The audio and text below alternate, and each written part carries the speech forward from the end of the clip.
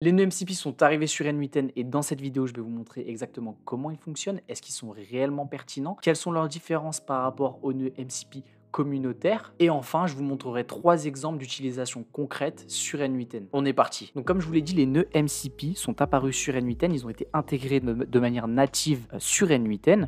Donc on a les MCP Client Tool qui ont été intégrés et ce nœud MCP Server Trigger qui a été également intégré. Je vais vous montrer à quoi ils servent et comment les utiliser. Mais avant tout, si vous n'êtes pas familier avec le principe du MCP, j'ai réalisé 2 vidéos sur ma chaîne précédemment. C'est important que vous alliez les voir si vous n'êtes pas familier avec ça, parce que vous n'allez pas pouvoir comprendre parfaitement ce que je vais expliquer dans cette vidéo. Donc je vous les mettrai juste en dessous dans la description et comme ça, vous pourrez aller les voir et ensuite revenir sur cette vidéo. Donc pour ceux qui ont vu la vidéo où je montrais comment héberger sur LSTO N8N et ensuite pouvoir utiliser les nœuds MCP communautaires et pouvoir installer en fait des serveurs MCP spécial à une certaine plateforme. Il y a au final une grosse différence par rapport à ce que N8N vient de sortir parce que oui, ils ont intégré des nœuds MCP, mais ce ne sont pas les mêmes que si on hébergeait N8N et qu'on utilisait les nœuds communautaires. Et je vais justement vous expliquer ça en 2 petits schémas que je vous ai fait pour que vous puissiez bien comprendre quelles sont les différences. Dans le cas où on auto-héberge N8N et qu'on utilise les nœuds MCP communautaires, la structure était la suivante. Donc un input, un output, et on avait notre agent IA, donc qui utilise bien évidemment un LLM et une mémoire, et on avait des nœuds MCP Client Tool qui étaient propres à une plateforme en fait. Donc on avait des MCP Client Tool qui étaient propres à Gmail, on avait des MCP Client Tool propres à Google Calendar, Notion, Firecrawl, bref, une multitude d'MCP serveurs qui étaient disponibles. Vous pouvez retrouver ces MCP serveurs dans une page GitHub qui s'appelle Model Context Protocol, et on a juste ici plein de plateformes d'MCP serveurs qu'on pouvait installer. Si par exemple j'utilisais, comme je l'avais montré, le MCP server Firecrawl, ce qu'il fallait qu'on fasse, c'était utiliser la commande, les arguments et les variables d'environnement qu'on mettait en fait sur le nœud MCP communautaire et ensuite on pouvait du coup accéder en fait au MCP serveur de Firecrawl. Et c'est à peu près le même principe pour toutes les autres plateformes. Donc un nœud MCP nous permettait de gérer une plateforme entière. C'est-à-dire que si on avait un nœud MCP Gmail, ce nœud-là, un seul nœud, avait la possibilité d'utiliser tous les outils que Gmail propose. Donc, c'est-à-dire supprimer un message, obtenir un message, envoyer un email, etc., etc. Il connaissait les différents paramètres, les différents schémas à utiliser pour tous les outils. Même chose pour Calendar et pour Notion. On pouvait avoir un nœud MCP, un seul, qui pouvait avoir connaissance de tous les outils de la plateforme. Donc, tous les outils de Calendar et le MCP Client Tool Notion, lui, avait les informations de tous les outils que disposait Notion. Donc on pouvait en fait installer un MCP serveur complet et l'utiliser à l'aide d'un seul nœud. Maintenant, N8N a intégré de manière native, comme je vous l'ai dit, les MCP. Et donc voilà la différence. La différence, elle est la suivante. C'est qu'on a toujours donc, notre input, notre output, notre agent, le LLM et la mémoire, ça ne bouge pas. Et on va avoir un seul MCP Client Tool qui va aller interagir avec un autre workflow qui va être déclenché par un MCP Server Trigger. Et c'est ce MCP Server Trigger qui va avoir à disposition tous les outils qu'on va lui donner. Donc pour que vous puissiez bien comprendre, je vous ai fait exactement le même exemple que je vous ai montré juste avant avec Gmail, Calendar et Notion. Donc comme je vous ai dit ici, avec Gmail, un seul nœud MCP client nous permettait d'interagir avec tous les outils. Idem pour Calendar et pour Notion. Mais là, la différence, c'est qu'on doit créer un workflow MCP Server Trigger et c'est sur ce MCP Server Trigger qu'on va venir plugger en fait les différents outils un par un. Donc là, par exemple, sur un MCP Server Trigger où on veut pouvoir utiliser Gmail, Calendar et Notion, on veut pouvoir interagir avec tous les outils, il faut qu'on plug à ce MCP Server Trigger l'outil Send Message, l'outil Get Message et tous les autres outils Gmail. Voilà, je ne les ai pas tous listés parce qu'il y en a beaucoup. Pareil pour Calendar, il faudrait qu'on puisse plugger Create Event, Get Event, tous les autres outils Calendar. Pour Notion, Create Page, Search Page et tous les autres outils Notion. Donc on n'a pas en fait accès à un MCP serveur Gmail entièrement. Non, la seule chose que fait N8N, c'est qu'il a un MCP client en fait qui va venir transmettre les informations au MCP serveur trigger. Donc par exemple, si on dit à notre agent envoie un email et on verra après, on va faire le test. Si on dit à notre agent envoie un email à un tel, le MCP client va être déclenché et il va envoyer l'info au MCP serveur et ce MCP serveur là va comprendre que l'outil qu'il doit utiliser c'est Send Message sur l'outil Gmail. Donc c'est bien, N8N a intégré de manière native ces nœuds MCP, mais au final, je vais vous montrer sur N8N, ça revient à avoir un agent en fait qui va bah, appeler des sous-agents, comme on le fait déjà depuis un bon moment. C'est-à-dire que par exemple, on pourrait avoir un agent qui va avoir comme sous-agent un agent pour Gmail, un agent pour Calendar, un agent pour Notion. Et là, je vous ai mis juste en dessous, bah, c'est les sous-agents en fait.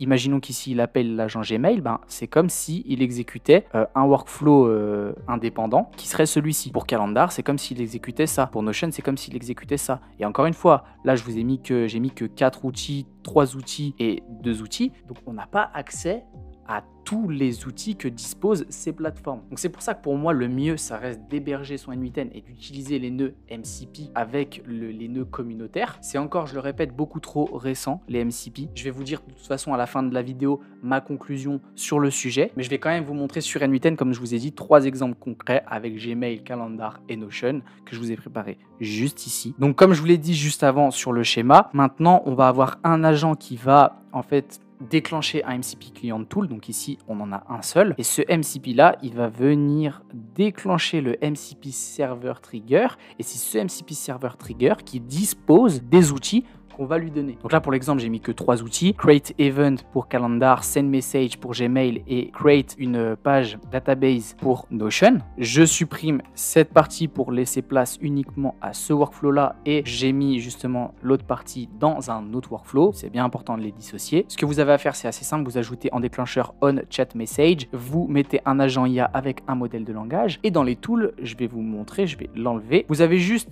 à ajouter un tool que vous appelez MCP Client Tool, vous l'avez juste ici. Et la seule chose que vous allez devoir faire, c'est de rentrer une terminaison SSE. Donc là, on n'a pas besoin de rentrer une commande, des arguments, des environnements, des variables d'environnement. On a juste besoin de rentrer une terminaison SSE, donc c'est plus simple, mais comme je vous l'ai montré avant, c'est moins flexible et moins puissant. Je vais laisser vide comme ça pour l'instant, vous allez voir après comment le remplir. Dans un second workflow, vous ajoutez un nœud MCP Server Trigger, ça va vous donner tout simplement ceci. Et ce MCP Server Trigger, il va avoir un URL de test et un URL de production. Nous, pour la vidéo, on va juste faire un test. Et c'est cette URL-là que vous allez rentrer dans votre terminaison SSE sur votre MCP Client Tool. Donc, si vous voulez réellement utiliser la solution, vous prenez l'URL de production, vous activez les deux workflows ici. Nous, pour la vidéo, on va juste faire un test. Donc, je vais garder l'URL de test. Voilà, je le copie. Et ici, dans MCP Client, on a juste à le coller. Et là, le nœud est bien paramétré. Une fois que vous avez ajouté ici votre MCP Server Trigger, derrière, vous n'avez plus qu'à ajouter en fait les outils dont vous avez besoin. Donc pour l'exemple, comme je vous l'ai dit, moi j'ai ajouté 3 outils, donc Calendar, Gmail, Notion. Maintenant, je vais vous montrer exactement comment paramétrer vos outils. Donc par exemple, pour le premier Google Calendar, on va vouloir créer un événement. Les variables qui vont changer, ça va être l'horaire de début, l'horaire de fin de l'événement. Et vous pouvez même ajouter, comme ici j'ai mis attendees, ça veut dire un participant à une réunion, Google Meet. C'est des petites propriétés que vous pouvez, des petits champs que vous pouvez ajouter. Summary, ça va être le titre de l'événement. Donc ça, après, vous pouvez ajouter tout ce que vous voulez, hein, comme d'habitude sur N8N. Et ce qui va être important, c'est que sur chaque variable, vous allez devoir rentrer la fonction from AI. Pourquoi? Parce que comme je vous l'ai dit ici, le MCP Server Trigger va recevoir une information du MCP Client Tool qui lui va retransmettre en fait ce que l'agent IA va nous donner. Et quand vous ajoutez ici une fonction from AI, il faut rentrer ici une clé et une description. Donc par exemple ici, nous c'est le début d'un événement, donc j'ai rentré start date, et après la description, bah, c'est this is the start date of meeting, donc c'est le début du meeting. Petit aparté, pourquoi j'écris en anglais? J'aime bien à chaque fois quand j'utilise des outils, mettre des petites descriptions, etc., les écrire en anglais, parce qu'en fait, bah, l'IA, elle sera toujours plus performante en anglais. Je parle bien évidemment de tous les modèles de langage qui ont été faits par des entreprises avant tout américaine. C'est différent par exemple pour Mistral qui est une entreprise française. Mais voilà, c'est la petite aparté, mais c'est une des raisons pour lesquelles je préfère écrire mes fonctions, mes descriptions, etc. en anglais. Ici, from AI, bah, c'est la fin du meeting, donc end date et this is the end date of meeting. Ici, bah, du coup, c'est la personne qui va être attendue pour la réunion Google Meet. Et ici, ça va être le titre de la réunion Google Meet. Donc à chaque fois, vous rentrez en fait tout simplement la fonction from AI et vous ajoutez une clé avec une description qui définit clairement le champ qui est à remplir. Pour Gmail ici, c'est la même chose. Encore une fois, on a besoin d'avoir un destinataire, d'un sujet et d'un contenu de mail. Pour ça, j'ai utilisé encore une fois 3 fois From AI. Petite précision aussi, vous pourriez ici laisser en fait le modèle définir les paramètres. Ok.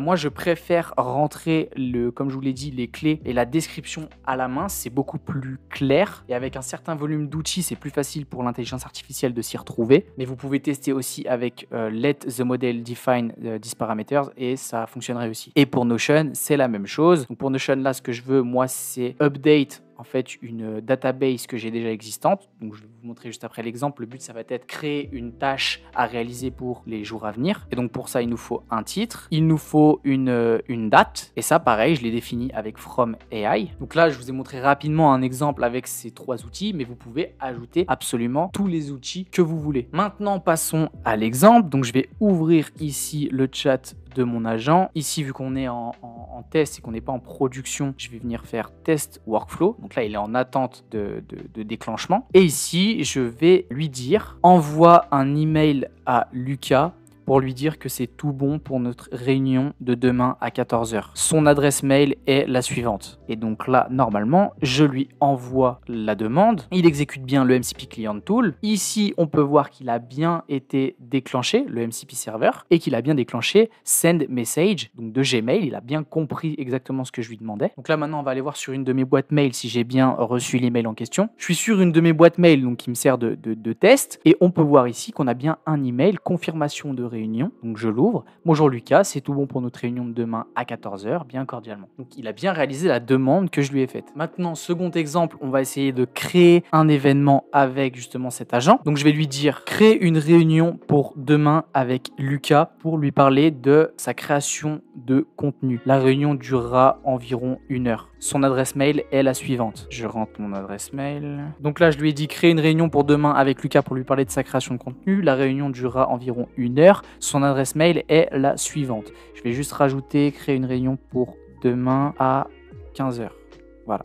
Ok. Donc je lui envoie la demande. Il y a eu une erreur, c'est normal parce qu'en fait, je suis en test et que j'ai pas redéclenché le workflow. Donc lui, s'il prend en compte que le MCP Server Trigger n'est pas actif, ici, automatiquement, une erreur est déclenchée. Donc je vais renvoyer mon message. Cette fois-ci, ça devrait être bon. Il exécute l'agent, le MCP Client Tool. Il a bien appelé ici dans notre workflow MCP Server Trigger l'outil Google Calendar. Donc il a encore une fois bien compris ce que je lui demandais. Maintenant, on va aller voir dans mon agenda, est-ce qu'il y a bien une réunion qui a été ajoutée. Je suis sur l'agenda avec l'adresse mail test que j'ai utilisé et on voit bien ici pour le lundi 14, donc c'est bien demain à 15 h, qu'un événement a été ajouté et c'est une discussion concernant la création de contenu avec Lucas. Et j'ai également la possibilité de participer au Google Meet. Donc cet exemple-ci avec Google Calendar a bien fonctionné, donc vous pouvez aussi essayer chez vous. Maintenant, on va faire un dernier test avec Notion. Donc ici, j'ai une page sur Notion Database Task qui me permet d'écrire en fait les tâches que j'ai à réaliser. Et donc ce qu'on va demander à l'agent, c'est d'ajouter une tâche pour demain. Donc je ne refais pas la même erreur, je teste le workflow et dans l'agent, je vais lui dire crée-moi une nouvelle tâche dans mon Notion pour demain que tu intituleras créer une nouvelle vidéo YouTube. Je lui envoie la demande, comme d'habitude, il exécute l'agent et le MCP Client Tool. Il a exécuté le MCP Server et il a bien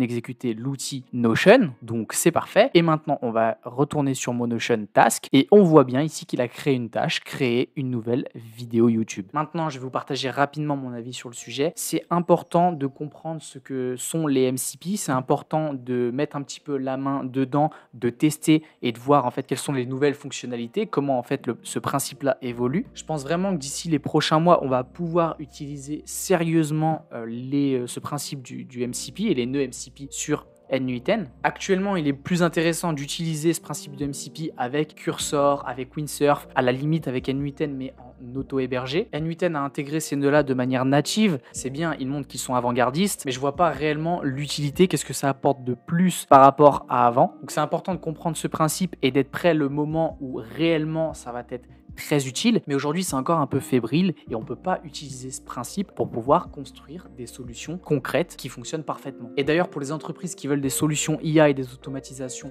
sur mesure et qui en ont marre de perdre du temps avec des process manuels qui peuvent être automatisés, premier lien dans la description, vous avez la possibilité de réserver un appel avec moi et on pourra voir ensemble ce qu'il est possible de mettre en place pour votre entreprise. Sur ce, j'espère que cette vidéo vous a plu, j'espère comme d'habitude vous avoir apporté un maximum de valeur. N'oubliez pas de liker cette vidéo si elle vous a été utile et de vous abonner à la chaîne. C'était Lucas, ciao.